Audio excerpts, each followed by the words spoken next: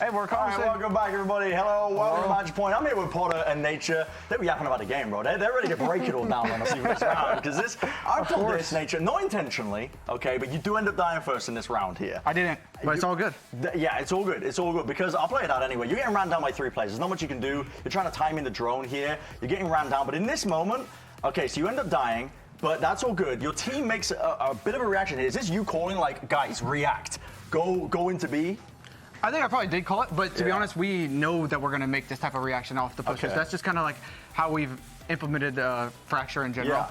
What I like, though, about it is that you guys don't just go straight into, like, a normal B hit. You start taking space into, like, CT, into their spawn a little bit. I'll just play it out as well. There's a bit of a time here where you get into position. But once we play it through, you guys are super tempered, to be honest. You're playing a slow start right now where you're like really focusing on your fundamentals of it, but this call here, this moment, you're sending it in with a showstopper into the site, but you take CT control as well. What was this comm off? Was it because Ye has the cam like down into the south side and you got a tag onto the 3, or was it because you guys are just 3 of them pushing you? Or?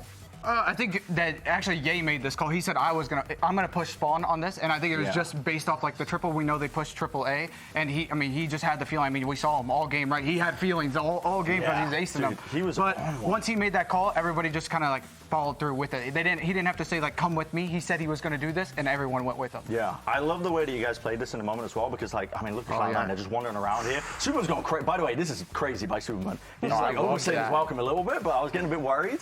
But then it goes into this. You get into the post plan. You have an open site because of this call, this mid-round call that's being made. And then this moment right here, like I feel like EG 4 weeks ago wouldn't be making plays like this where you're helping out your teammates. Like this is a crazy evolution of your team here. Like Superman is getting hard pressured, and then the help comes in from the side when the doors open up. Like what's going on with the comms here? This was at the end of the round. Derek actually called to get ready to open this door off of Fought, is what he said basically. Oh, that's so nice. So the moment Fought said they were running at him, Ye open door, and then they just double Fought. These are the types of things that, I mean, we call it pong to the ping. Okay, so Fought's going to get baited, something here, but we're killing everybody off of him. That's nice. What are we saying, Coach? What are we saying? It's incredible. I mean, if you heard the comms in this match, Nick and Fought were reading them like a coloring book the entire way through. Even the rounds that we messed up, the anti-ecos, it didn't matter. We had full control, and making this move was these guys giving each other the info the whole game. The whole game we had the info. 100%. No, it's looking nice, genuinely. It's looking really, really nice. I was super excited to show that round. I didn't get the opportunity when the game was going on, but I'm glad we got to see it here as well. Now you guys can take your places as well, take your seats as well for the rest of it. We're going to send you over to Vansili as well. Vansili's going to take it away. Yo. Thank you so much. Congratulations again, my friends. That was awesome. A great matchup.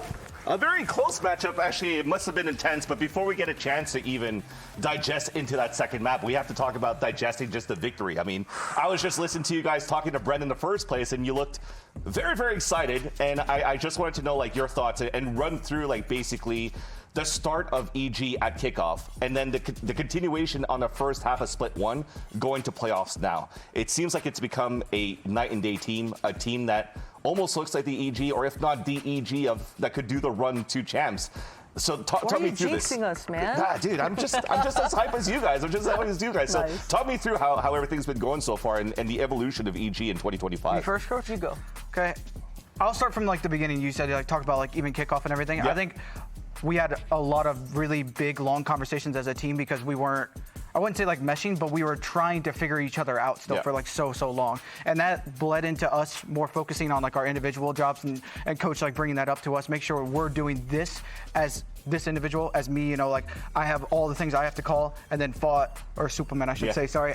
I can go with Fought as well. It went like for each player. And then like once we double down on that, then we're thinking about just the structure of the round in general, following through with everything that we need to do. And it's starting to like piece together. I wouldn't even say it's still at 100%, right? There was some rounds that, you know, we throw a little, but that happens. That's what we can laugh about, talk about after, and just improve from. Yeah, and is that the reason why, Coach, when we're looking at the nature of you guys playing on attack side, and it's NaturE, Coach, of course, no pun intended, but is that the reason why we're seeing like a lot more like slow pace type of attack side for EG overall, and you're just trying to feel out the rounds or feel out each other at the same time, or what's the process in terms of looking at EG from the outside in your attack approach? That's a good question. I'll say that, yes, we do look slow at times, but it's because we're working so hard on the macro and being fundamental and building synergy with each other, and being explosive off the rip doesn't always work out. Yeah. So for us, we're building into that. And so the good news is there's a lot of room for growth. There's a lot of room for us to be explosive when we choose, right? So it's something that we can keep tinkering with and keep playing around with, and we're just getting better and better with the aggression. So yeah, keeping my eye out on it. Okay, well, now I want to digest a couple of rounds here, of course, on Icebox, because I feel there's a lot that I'd like to pick your brains about. First off being, okay, you guys are taking the lead now on Icebox. You've reached the double digits going at 10, and then suddenly you're seeing that Cloud9 are starting to come back, and then they made it 11-10 where you had to call the timeout here, Potter. And for me, looking at it from the outside in, it's like, oh crap, EG's at the double digits, but they're starting to falter a little bit, and then like the EG fashion. What's been talked about during that timeout? What did I say during that timeout? I actually struggled taking that timeout. The round prior to that, it was 10-10. Yeah. And I was gonna take my timeout then because it was such a huge swing round. We probably could have finished it there, 13-10. But these guys were cooking the whole series, and I didn't want to ruin the flow state that they were in. They had a great plan for it, and it just worked out that, you know, my strength is those low buy rounds. My strength is figuring out a good plan in that moment, so that they can do their job on the gun rounds, right? If we have ultimates and we have guns, like, they can figure it out themselves. So for that eco round, yeah, we cooked up something pretty decent. If I were to go back and rewatch that, there were two opportunities we should have won that round, I think. We should have, would have, could have won that round. But either way, because it was so close, going into the next round, it was decisive for us to secure the OT. Well, if anything, I want to take some time as well, NaturE, too. I know during the interview with Liz and Derek, they were hyping up here, yay, going back into the jet rule. But I think there's also an opportunity to give a little limelight onto Icy as well, from how he carried over to the overtime and like the lurks that he's doing on middle, the double kill, the 4K for the clutch as well. You have to tell me what Icy brings to the table now for EG, because he's playing this on a Sentinel role, by the way, and not full-time on Duelist. Yeah, so I would say his flexibility, he was really, really happy to go to Killjoy on this map as well. And I mean, every time I practice, he's like, oh, I get to play Icebox? Yeah. Oh, I'm so excited. Like, that's how he was. And like, just like laughing about it and stuff like that, like that's great. Just even going into the start of the map, we had like 6,000 rounds on Killjoy. This is your debut and stuff like that. Just that in general, bringing the vibes up and everything, that's great about it. But also, I mean, we saw how he played, right? He played insane. He was super confident, taking every timing, stuff like that. And like, that's the type of Sentinels that are playing the game super well right now, is taking those instant timings, being aggressive, getting those kills. And that's what he did all half for us. Yeah, and you guys definitely play with confidence, able to shut down and eliminate Cloud9. And by eliminating Cloud9, that means we're down to 6 teams. So let's have a look at the updated playoff bracket now and see potentially who you guys might face, because going into this one tomorrow, you're going to face off potentially against G2 or Sentinels. So G2 or Sentinels like a rematch if it goes on to that one. And G2, I mean, they are G2, that #1 team. So what's your expectation going to this? Who would you rather face and why? For the story, I'd rather face G2 because we just saw Mr. Moore, Alexander Joggymo's brother, have a lot of history. He was rooting for us. I appreciate you. Awesome, Ja. But yeah, I think it would be spicy, you know, face off against Ja, but probably Sentinels. We're game planning hard. Tomorrow, we'll watch them. And NaturE, if it has to go down to the upper bracket tomorrow, because those are the games that we're watching, we have the MIBR versus Crew. Who do you think is going to be able to take that one? What type of matchup do you expect out of this too? I expect MIBR to take it. Okay. Honestly, 2-0. Even. I feel like they've been playing and meshing super well together. These 3 rookies on their roster are just like flourishing with Aspas, and it's been pretty crazy to watch. Yeah, well, with that, thank you so much, NaturE and Potter, for your time for Matchpoint. And of course, make sure you tune in tomorrow, because we do have 2 great matches here in Crew and MIBR, and also Sentinels versus G2. Thanks for watching. We'll catch you tomorrow, and it's now to catch these Samsung SSDs Fast Replay. We've only had 3 IGLs in America's winning global tournament that are left here in Stage 1 playoffs. 2 of them are in the server today, up for elimination in the first round.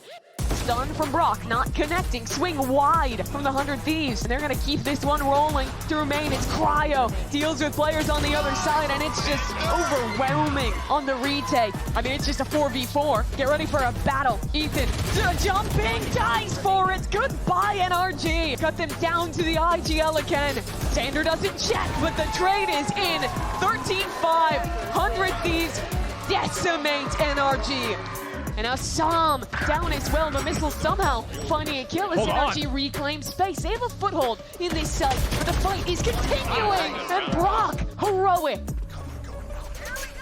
And Thieves is pretty quick on this flood. Asuna procs his ultimate. Stuns going every which way. It's chaos on the site. But Xander! 4 kills! Shut it down! Xander is just on fire today. Otta has an idea, but he's not good enough to get that kill on the approach. Asuna in short, catches the timing of his own. Needs to be more than one and done the timing. Ethan looks away, now a 1-on-2.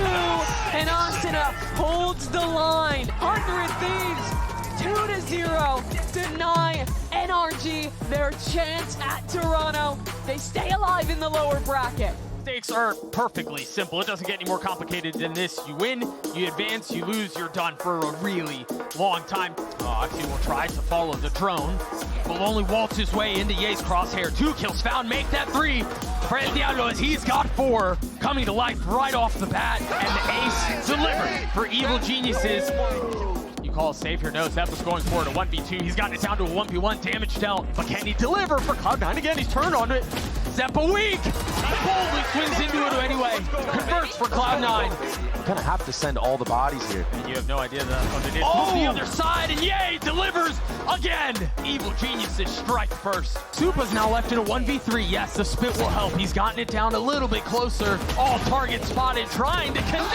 And Supa does. The Red Bull clutch for EG. That's my unk. That's my unk. One of them's lit up. Both members found. Both names claimed. It's going to be Ye left alone. Oxy from on top. It's a battle of the Jets. Oxy on the swing. Ye has no idea. Control still on the side of the defense. They're going to need more than that. Icy gets 2. It's going to have to be Icy. Spike has been taking for a little while here. Can the rookie deliver again? Vic's going to stick it. Stops it half. On the swing! Icy gets his 4th. The Red Bull clutch. The glass sipper seems to be fit for a villain. Evil Geniuses advance.